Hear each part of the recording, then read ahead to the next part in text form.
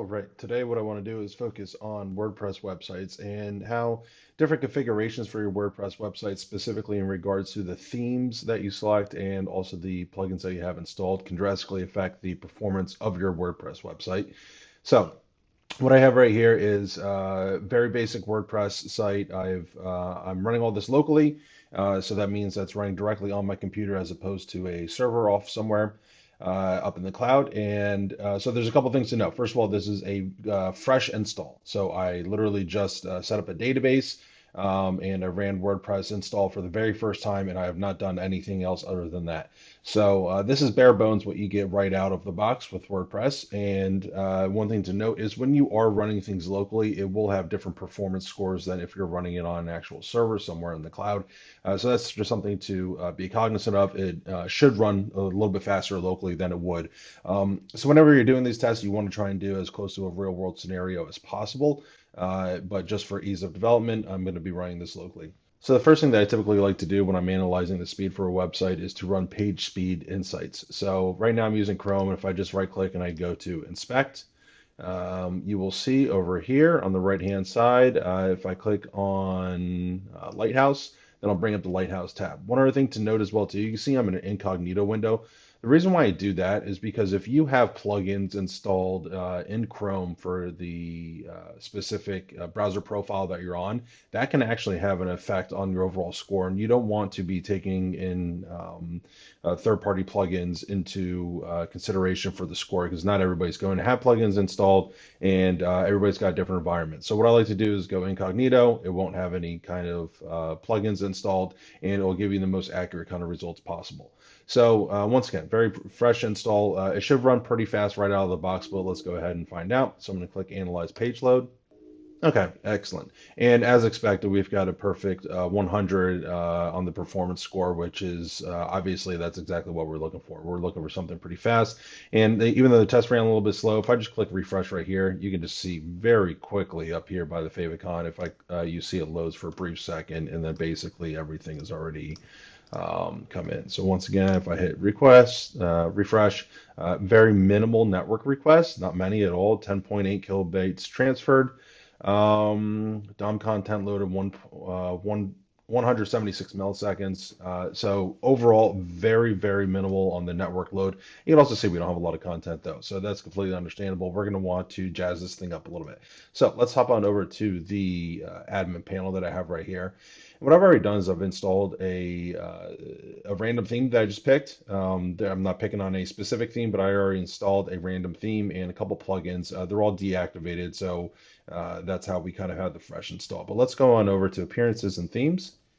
And the one that I selected was Musematic. The reason why I did that is just because based upon the screenshot here, you can see that we've got a bunch of different components, a bunch of pieces of data. And this is probably more realistic as to what you might have on your actual WordPress website. You're going to have a bunch of different content, images, and all that other stuff. So let's go ahead and just do activate.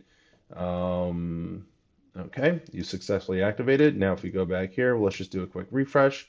Cool. So you can see we've got some more content. Not a lot here, obviously. This is a brand new install, so if there's more comments or if there's more blog posts or pages or whatever you might have, images and videos, those would all get loaded in here. But you can see instantly in this network tab, we've got a bunch of new network requests. So I forget what we had before, but it was maybe just a handful of requests. Now we have 27. So it still loads pretty fast, but there's a lot more data being transferred and a lot more stuff going on. So obviously, as you increase the amount of data that you're fetching on the client side for CSS, JavaScript, HTML, the fonts and everything like that, you can see we're loading a bunch of web fonts right here. Okay. As you start to increase that, that's going to start to slow down your page. So that's just something that you need to be aware of. So let's go back on over, and just by changing themes alone, if we go back over to Lighthouse and we run the audit one more time, I want to clear out the previous one. So we're going to click close there, analyze page load. Once again, it'll take a couple seconds, but it's going to run through all of its tests right here. I would expect this to have some kind of effect on the score. I don't think it's still going to be a 100.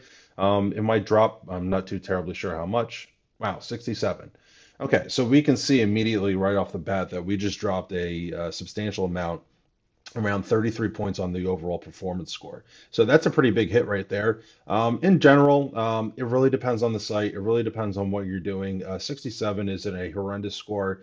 Most of the sites that I work on and that I like to try and optimize, I like to try and see them at least 75 or higher. However, you can definitely deal with a 67. There probably are some things that we can optimize. We're not going to go into all the details of things that we can optimize. Basically, what I want to do is just kind of showcase how the different aspects of WordPress, the different themes and plugins can affect your overall score. So this is obviously you can see it's a big hit right there. So this is a different theme, but let's go back on over to plugins. A lot of people that I've worked with, a lot of sites that I've seen, they tend to be very plugin heavy, and they don't realize how detrimental these plugins can be to your website. One thing to note. Every plugin is made different. Every plugin is developed by different developers, some of very high skill set, some of very minimal skill sets. So, and they've all got different features and functionality. So some of them will, just by nature, depending on what they're doing, they will require a lot of additional data to be transferred down the wire, a lot of CPU time on the back end. So they can have a bunch of different requirements, and that's completely understandable. But you just kind of want to weigh the cost in terms of user experience and the load time with the benefit that you're actually getting from the plugins. So if you're ever looking to speed up your website, one of the first things I would do is take an audit of the plugins that you have and see which ones are, uh, performing very well for you in terms of, speed, and then which ones aren't. And then, are there some things that you have turned on that you don't really use at all? You maybe have like a Hotjar plugin that you've got running that's incredibly slow for the end user and nobody's really using it. Maybe you just want to go ahead and deactivate it. So a couple of plugins that I install here, all-in-one SEO, Booking Calendar, Elementor, Analytics, and we'll do Options Monster. Okay, so these were just kind of a handful of plugins that I picked. They are relatively popular ones, so you might actually have them installed on your website. Once again, I'm not saying that these are good or bad. I just want to kind of show you how what happens when you actually turn these things on. So we're going to select just those ones right there, and we'll do a bulk action of activate, and we'll click apply. Okay, so that seemed to go pretty quick. So we haven't actually really configured any of these. Basically, what I did was when I did download them and activate them the first time, I kind of just went through their initial onboarding setup just to get them running properly. But I haven't really changed anything. I haven't actually installed the booking calendar and have it running on any of the pages. But that's another thing too, is if you have a plugin, depending on how it's developed, it's very dependent on how the plugin is developed. You can have a plugin installed that actually isn't displayed anywhere on your website, but it is loading all of the content and the data in the background. So at that point, it's like just go ahead, if you're not using it all, just deactivate it.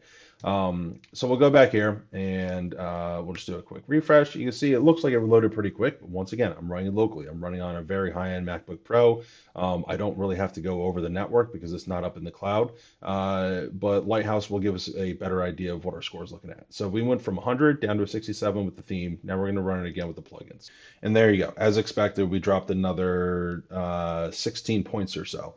So this is where I think things start to get a little bit, it really starts to affect the end user here. And as you can see, Lighthouse kind of points out that, you'll be in the red if your score is from 0 to 49. We're right on the cusp right there. So we're kind of in that intermediate range where, 50 to 89.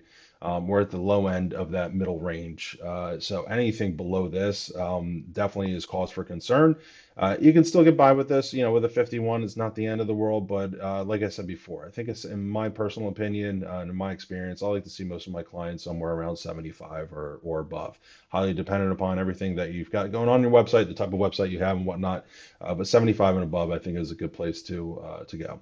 So if we go back here in network, wow, you can see that we have a lot more going on. There's a lot more stuff that's been loaded into the site. We now have a total of 49 requests and 1.8 megabytes of resources. To be honest, you'll see a lot of websites, especially websites that have a lot of ads, like any kind of news websites or weather.com, anything along those lines. They will actually load significantly more data. So in the grand scheme of things, this isn't that bad, but you always want to try and optimize and keep your site as slim as possible. So as you can see, just installing a couple plugins and changing your theme can have a drastic effect on the overall performance of your website. What I would recommend for you is a couple things. First of all, take a audit your existing website. Do an incognito mode. Open up your Chrome DevTools and go on over to Lighthouse and then run the report. Get a rough idea of where you're at. Now, if you have the benefit of having a staging or dev website, so that's basically you've got your actual website that your customers go to, and then a lot of times you might have a staging or a dev website, which should essentially be a one-to-one mapping of what your current website has, but it's not served up to your to the public. So that means that you can kind of mess around, you can make some changes there, and you can test some things out. And if something breaks, it's not the end of the world because your end user doesn't end up getting that. So what I would recommend doing is then if you've got a staging or a dev website, you go ahead and you can try turning on and off some of those plugins, running the test again, and see which ones are really affecting your back end. It's kind of a touch and go approach, but it will give you generally a good idea as to which plugins are causing some issues, which ones are not really moving the needle that much in terms of performance. So that would kind of be my recommendation. And once you start finding the culprits, if there is a specific plugin that is causing you issues, my next steps would be first of all, do you even need that plugin at all? Does it really offer you that much value? And if it does, just search for some alternatives. See if there's something else that you can do. Otherwise, there are some additional stuff you can do on top of that, but you might require some custom development. That is something that we can help you with at High Country Digital, is we do focus on performance optimization specifically for WordPress websites, but pretty much anything, any kind of website that you have, we can certainly help out with the performance of it. So we do a full audit of the website. We find the root problems, and then we can offer suggestions on how you can personally fix it, how your development team can fix it, or we can actually do the development for you in order to optimize the website. So hopefully this was helpful. If it was, please give me a thumbs up. That would be greatly appreciated. Trying to grow the channel and help people optimize their websites so they can increase their conversion rates. Thank you.